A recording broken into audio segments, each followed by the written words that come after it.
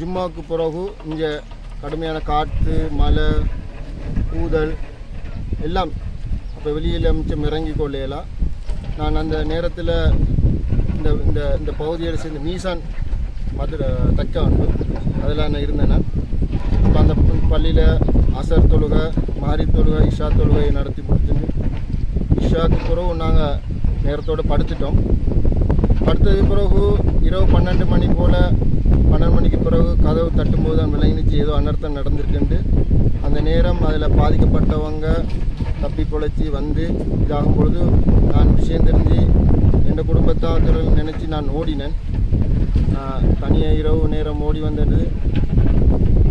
அந்த நேரத்தில் ரோட்டில் மரங்களும் மண்ணுகளும் வந்து விழுந்து கிடந்ததால் இருட்டு பனிமண்டலம் அதனால் எனக்கு போய்க்கொள்ளையில் ஒரு மௌலவியும் இது சம்மந்தமான ஆக்களையும் கூட்டிகிட்டு வந்து பார்த்தேன்.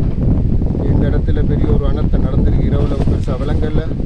காலையில் விடிஞ்சது பிறகு பார்த்தா இந்த மாதிரி ஒரு கோலத்தில் இந்த இடம் இருந்துச்சு. இதில் என்னோட வைஃபிட்ட தாத்தா வீட்டுக்கு எங்களோட வைஃப் என் மகள் என் மகன் மாமி வைஃபிட தாத்தாவும் அவரோட 3 பிள்ளைகள் என்னோட மூத்த மைனியோட ஒரு மகளும் அதில் மொத்தம் 9 பேர் அதில் வஃபாத்தாயிட்டார்கள். இதே நேரத்தில்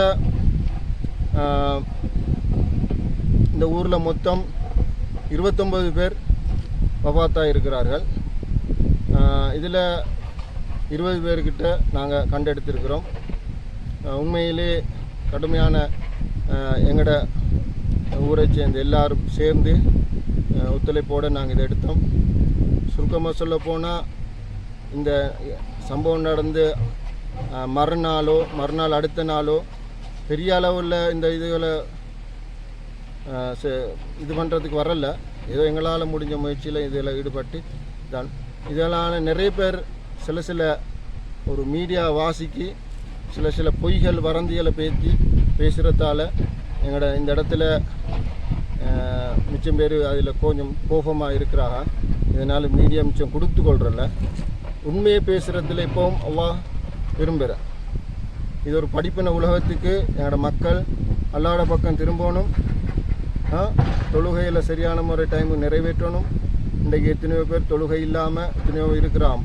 கூடுதலாக எனக்கு மிக பிடிக்காத ஒரு விஷயந்தான் அதிகமான ஆக்கள் இந்த ஃபோனோட கால நேரத்தை கழித்து கொண்டு அல்லாஹ் மறந்து இன்றைக்கு பாவத்தில் கிடக்கிறான். இதனால் அல்லாஹ் எங்களுக்கு அடிக்கடி பல சோதனைகளை தந்தும் அந்த திருத்தங்கள் நிறைய பேர் இல்லாமல் இருக்கிறாங்க. எல்லாரும் திருந்தோணும், எல்லாரும் நல்ல சொர்க்கம் போகணும். இதில் என் பிள்ளைகள் எல்லாரும் இன்றைக்கு ஒரு ஷஹீதாகப்பட்டிருக்காங்க. எல்லாரும் துவா செய்து நான் கேட்டுக்கொள்கிறேன். அஸ்ஸலாமு அலைக்கும் வரஹ்மத்துல்லாஹி வபரகாத்துஹு.